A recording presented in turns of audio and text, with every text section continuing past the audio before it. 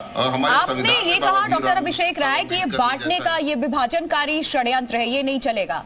मेरे ख्याल से यूसीसी अगर लेकर के सरकार आ रही है और अगर इसे लागू किया जाता है तो ये तो फिर सबको यूनाइट करने वाली बात है। एक कानून के तहत जब संविधान सबके लिए इक्वल है, एक है इस देश में, ये देश एक है, तो फिर कानून भी एक होना चाहिए। आप यूनाइट हो जाएंगे ना, फिर ये तो और अच्छी बात है। इसमें विभाजन कहां रह जाएगी, सभी धर्मों के लिए एक ही कानून होगा। अनिला सिंह खैर सरकार का पक्ष रखने के लिए हमारे साथ बीजेपी की प्रवक्ता जुड़ चुकी हैं, बहुत स्वागत है आपका चर्चा में। और इसके अलावा हमारे साथ दिलीप यशवर्धन जुड़े हुए हैं, वकील है, सलमान गौरी हैं, मुस्लिम स्कॉलर हमारे साथ जुड़ चुके हैं। आप तीनों का बहुत स्वागत है। और अनिला जी, इस पे आपका रिएक्शन चाहूंगी यूसीसी को लेकर के। विपक्ष की तरफ से आवाज उठाई जा रही है, कहा जा रहा है कि 2024 का जो चुनाव नजदीक आ गया है, इसीलिए ये दांव सरकार ने खेल दिया, और अगर आप लोग यूसीसी लेकर के आ रहे हैं तो ये देश को और विभाजित करेगा। मेरी सबको राम राम। और देखिए, जो इस प्रकार की भाषा का प्रयोग कर रहे हैं वो सीधे सीधे तुष्टीकरण की राजनीति करते हैं। और तुष्टीकरण की राजनीति में भी मैं कहूंगी केवल और केवल जो पुरुष वर्ग है उसको टारगेट करते हुए इस प्रकार की बयानबाजी कर रहे हैं। कांग्रेस पार्टी तो कभी भी साथ नहीं देगी, क्योंकि हमें अच्छी तरीके से याद है कि जब शाह बानो का केस हुआ था, सुप्रीम कोर्ट का फैसला इन्होंने पार्लियामेंट में बदल दिया था, क्योंकि एक धर्म विशेष के जो लोग थे, जो पुरुष वर्ग था और जो उनके मौलाना मौलवी थे, उन्होंने दबाव में लेकर राजीव गांधी जी को पार्लियामेंट में ये चेंज करवा दिया था। अगर हम यूसीसी की बात करते हैं तो उसमें 4 चीजें, ठीक है, किसी की आस्था पे तो किसी भी प्रकार का प्रहार नहीं हो रहा है। आपका विवाह, मैरिज, डिवोर्स, अडॉप्शन, इनहेरिटेंस, ठीक है, पूरा जब देश एक है तो ये 4 चीज एक क्यों नहीं होनी चाहिए? किसका हवाला देते हैं? संविधान का हवाला देते हैं। तो आर्टिकल 44 में क्या लिखा हुआ है, ठीक है। अगर आर्टिकल 44 को भी ये लोग नहीं मानते हैं और ये कहते हैं कि हमें तो रिलीजियस फ्रीडम का राइट हमें दिया हुआ है, कॉन्स्टिट्यूशन है, तो फिर आर्टिकल 25 से 28 भी जरा ये पढ़ लें। मुझको लगता है कि इस देश में रहने वाला एक एक नागरिक किसी भी धर्म से आता हो, किसी भी जाति से आता हो, ये बेसिक चीज है जो सबके लिए बराबर होनी चाहिए। यहां पर अगर हम बात करते हैं, आप देखिए कि इसका कितना ज्यादा नुकसान होता है। इनहेरिटेंस में आप देख लीजिए, मैरिज में देख लीजिए, ये तो गनीमत है कि ट्रिपल तलाक जो है वो क्रिमिनलाइज हो गया।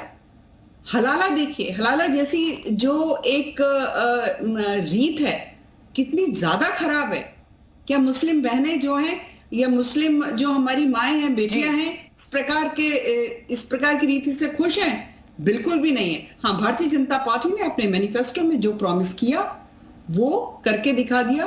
यूसीसी बाकी है, वो भी हो जाएगा। और लॉ कमीशन ने इनपुट्स मांगे हैं 1 महीने के लिए।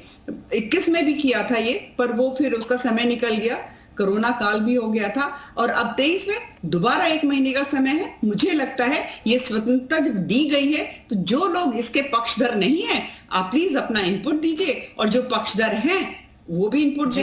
भारतवर्ष में बंटवारा बहुत हो चुका है। मुझको नहीं लगता कि अब जो है धर्म के आधार पे आप बांटिए, बिल्कुल नहीं। ठीक है, एक नागरिक और एक ही तरीके का व्यवहार होना चाहिए कानून के सामने सबके लिए। ठीक है। सलमान गौरी, मुस्लिम स्कॉलर हमारे साथ बने हुए हैं। सलमान गौरी, सबसे ज्यादा ये कहा जा रहा है कि इसको एक धर्म विशेष को टारगेट करके लाया जा रहा है और सरकार की इसीलिए मंशा बताई जा रही है कि ये बांटने की, विभाजन की मंशा है। लेकिन सर, भारत ऐसा पहला देश नहीं होगा जहां यूसीसी कानून लागू हो। और खास करके अगर मुसलमानों के हक की भी बात मैं करूं तो कई ऐसे मुस्लिम कंट्री हैं जहां पर यूसीसी लागू है। पाकिस्तान देख लीजिए, इंडोनेशिया देख लीजिए, बांग्लादेश देख लीजिए, टर्की देख लीजिए, ऐसे और भी कई देश हैं जो इस लिस्ट में शुमार हैं। तो फिर यहां ये कानून क्यों ना लागू हो सर? एक देश, एक संविधान, एक कानून, इससे अच्छी बात और क्या होगी यूनाइट करने के लिए सभी को? मैम, ना हम पाकिस्तान है, ना हम तुर्की हैं, न हम सऊदी अरब हैं, न इराक, न तुरान, न अमेरिका हैं। हम हैं भारत।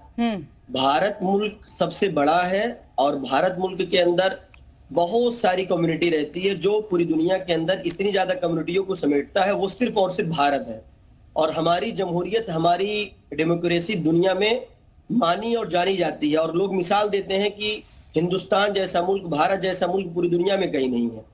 तो उसी संविधान के अंदर एक आर्टिकल है 25 के तहत ये कहा जाता है कि आप फ्रीडम ऑफ रिलीजन, आप रिलीजन का जो पालन पोषण आप अपने इख्तियार से कर सकते हैं, जिससे भारत का नुकसान ना हो। तो भारत का नुकसान इसमें तो नहीं होना चाहिए ना, कि मुसलमान अगर 4 शादियां करता है, मुसलमान अगर नमाज पढ़ता है, मुसलमान अगर कुरान पढ़ता है, मुसलमान अगर अपने मजहब के अकॉर्डिंग जो चीज फॉलो कर रहा है जिसमें भारत का नुकसान नहीं है, तो आर्टिकल 25 ये कहता है कि आप प्रैक्टिस कर सकते हैं। और उसके बावजूद भी 3 तलाक के मसले पे 3 तलाक हिंदुस्तान के अंदर मुसलमानों में सिर्फ 2% पाया जाता है, और 98% मुसलमान ऐसे जो तलाक से कोई उनका वास्ता ही नहीं पड़ता है। इसका समर्थन करते हैं या नहीं करते हैं सर? One minute ma'am. और हलाला का सवाल अभी किसी ने बता रहे थे कि हलाला के मुतालिक पूरे हिंदुस्तान में साल में कोई 1 या 2 केस ऐसे आते हैं जो हलाला से रिलेटेड होते हैं। हालांकि ये गलत है, कुरान भी इस बात को मानता नहीं है और कहता है बिल्कुल गलत है। तो इसकी बहस तो हमको करने की जरूरत ही ना, मुझे बताने की जरूरत है। और लोग जो कहते हैं कि हिंदुस्तान में रहना है तो हिंदुस्तान के अंदर सिविल कानून को लाना जरूरी है। तो मैं ये कहना चाहता हूं, पहले तो संविधान को आपको खत्म करना पड़ेगा। जिस संविधान के अकॉर्डिंग मुसलमान हो, हिंदू हो, जैन हो, बुद्ध हो, सिख हो, कोई भी मजहब को उस मानने वाला संविधान में हो, इसका भी जिक्र है कि इस पर भी विचार किया आर्टिकल जाना चाहिए। आप कैसी दलीलें दे रहे हैं? आप कैसी दलीलें दे रहे हैं? हमला दिलीप बीजेपी यशवर्धन को हमारे साथ है, ठीक है, उसी लॉज पे ही मैं बात कर रही हूँ और क्लॉज पे ही मैं बात कर रही हूँ। दिलीप यशवर्धन है, पेशे से वकील हैं, हमारे साथ मौजूद हैं। मैं चाहूंगी कि सारे क्लॉज का यहाँ पर जिक्र कीजिए, क्योंकि ये बातें जो कही जा रही हैं सलमान गौरी की तरफ से, कहीं से भी ये स्वीकार योग्य नहीं है। संविधान को सीधे लेकर ये सवाल खड़े कर रहे हैं, फिर तो संविधान खत्म कर दो, यूसीसी ला दो।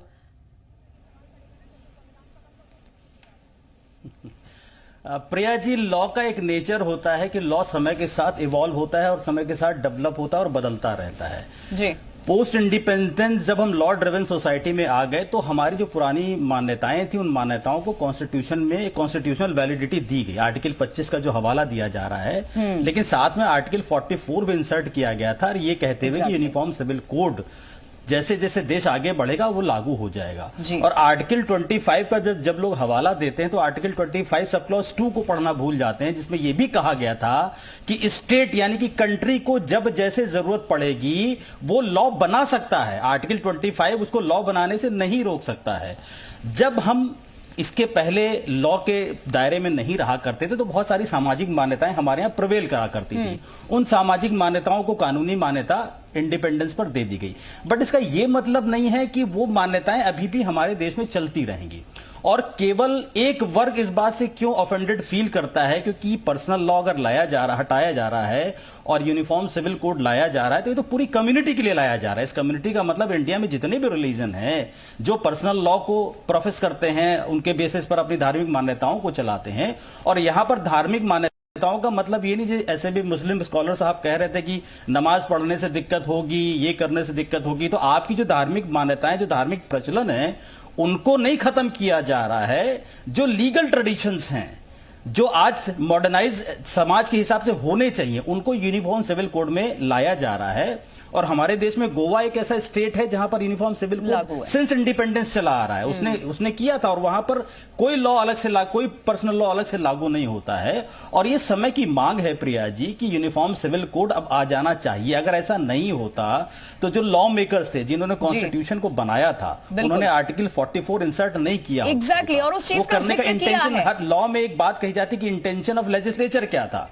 Salman Gauri, intention of legislature इसीलिए कहा जाता है कि जब लॉ ड्राफ्ट किया जा रहा था, कॉन्स्टिट्यूशन ड्राफ्ट किया जा रहा था। ठीक है दिलीप यशवर्धन जी। सलमान गौरी जी, आपका कंफ्यूजन क्लियर हुआ? अगर लागू होगा तो क्या मुझे विशाखापट्टनम में और क्या नाम आंध्र प्रदेश के अंदर, गोवा में, इन सब जगहों पे यूनिफॉर्म सिविल कोड लागू होगा जहां पर गाय को मारकर खाया जा रहा है आज के भी डेट में? तो हिंदुस्तान में ही एक जगह गाय मारी जाती है और एक जगह उसका पालन पोषण किया जाता है। तो क्या ये 2 तरीके का कानून तो अभी भी हिंदुस्तान में चल रहा है? तो पहले तो उसको सही करिए।